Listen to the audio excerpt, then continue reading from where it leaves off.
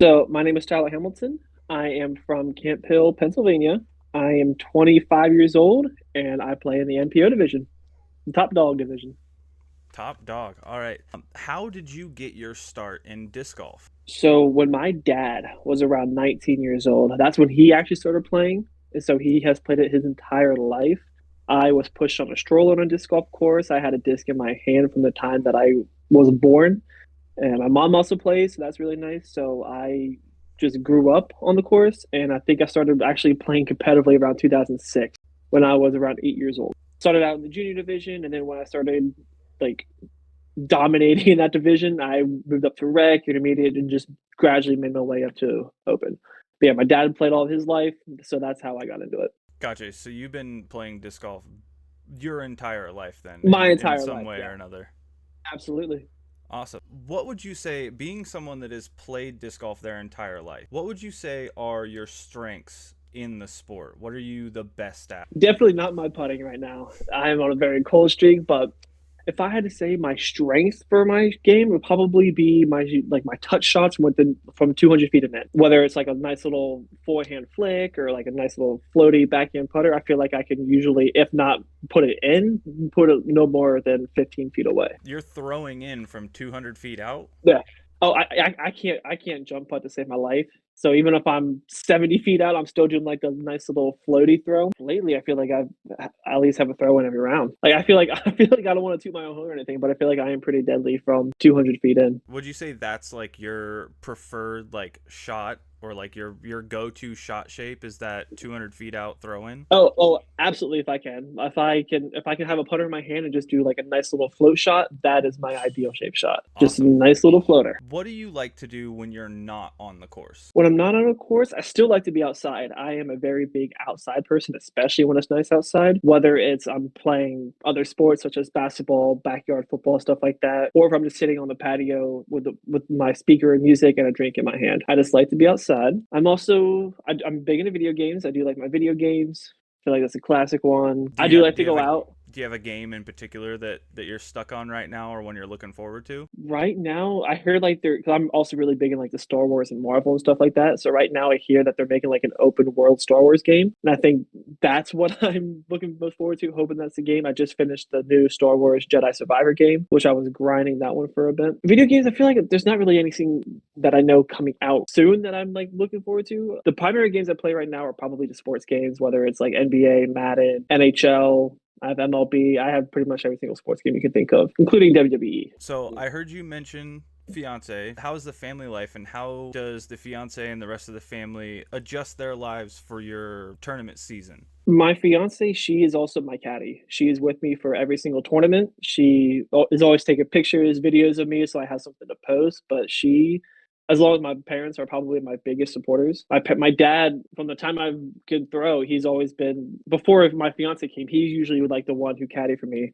When I played in my first World Championships, when I played at the United States Amateur Disc Golf Championships, that was before my fiance. That was when my dad was there. He was always there caddying for me, supporting me when I got down on myself for having a bad round. But now that's more my fiance's job to try to not let me get so down on myself. But yeah, they're my biggest supporters. Fortunately, I'm the only one that would have to potentially work on a Saturday. They always have weekends off, and that's really like the only time I obviously play tournaments and stuff like that. So they don't have to like adjust their schedules too much in order to like go out to the course with me and stuff like that. I know we do play our leagues on Thursday and Sundays. I actually have a course right behind my house in the backyard. We walk down the backyard, right there's hole 8, which is pretty nice. But yeah, so we have leagues there on Thursday and Sunday. Even when I'm not playing a tournament, my fiance is walking with us, like walking the dog. So whenever I'm on the course, she's on the course. How do you prepare for these bigger tournaments you're doing? Being in the MPO division, that you said the top dog Mm-hmm. division, what does like a normal training routine, whether it's the week before a tournament or just when you're going out in the casual rounds, do you have a routine that you go through just for normal practice? So I don't have a specific routine. I know, right, especially as of lately, my putting has been my downfall. That's what I've been trying to focus on the best. So every time I do go down for a casual round, I might throw one drive off the tee, but I'll sit there. at my putt and putt 2 or 3 times until I make it or feel comfortable with that putt. I know me and my fiance, we actually just moved out of an apartment, so right now we're currently back in my parents' house. So I know I didn't have like a yard there or anything to be able to practice putting, but now actually next weekend we move into a house we're renting. I already have a practice basket, so I know that will get a lot of use whenever we do move. So hopefully then I will be able to at least feel somewhat confident with my putt. Man, I've got a practice basket in my backyard, and I'm out there multiple times a day throwing a I'm handful of putters, and I really need to be. I don't know if I'm practicing wrong or what's going on, but it does not make a difference when I'm out on the course, I'll tell you what. It will eventually. I've heard a lot of people talk about when they're going out to practice, whether it's for an event or a league, they're throwing one shot off the tee, and then their mid-ranges and their putts is the ones where they throw multiple. Is there something to that? Do you see a benefit in getting different looks, or is it about throwing your best tee shot and then practicing your up shots and your putts? Personally, because I feel like my biggest strength is like the mid-range shots, I don't tend to focus on that as much. If anything, I would throw more shots off the tee because depending on where they land, you can get different practice shots up to the pin. So like if you land left, you might have a hyzer, whereas if you land right, you might be able to practice like the forehand up shot. So that's why I see the benefit of throwing more shots off the tee pad than like the mid-range, close range, because you have the chance of having different looks, getting to practice different shots that you wouldn't be able to throw throwing like the shorter shots. Is there a certain number of shots, like a certain number of putts you try to make a day? Is there a certain distance you try to hit? So sometimes if I throw like 3 or 4 drives off the tee and it still land in like the relatively same area, I might just like toss a shot over to like a different area where like I can see from there that the shot will be different from that one and just like go play that one, whether or not just throw a disc over there or walk over there. Because especially when I'm playing a new course blind, I do like to try to get every single angle that I can off the fairway. What are 3 of your disc golf must-haves? You never step foot on the course, whether it's for a casual round or an event. What do you never go on the course without? First step is a towel. I don't care if it's like if there's no rain in the forecast. The morning rounds you always have dew on the ground, or if there's water on the course. The worst thing is having a wet disc and not be able to dry it off. So if you don't have a towel, you just got to throw it back in your bag wet, and then it just doesn't come out the same as you would if it dries it off. At least for my casual rounds, probably a speaker. I do really enjoy listening to music when I'm playing.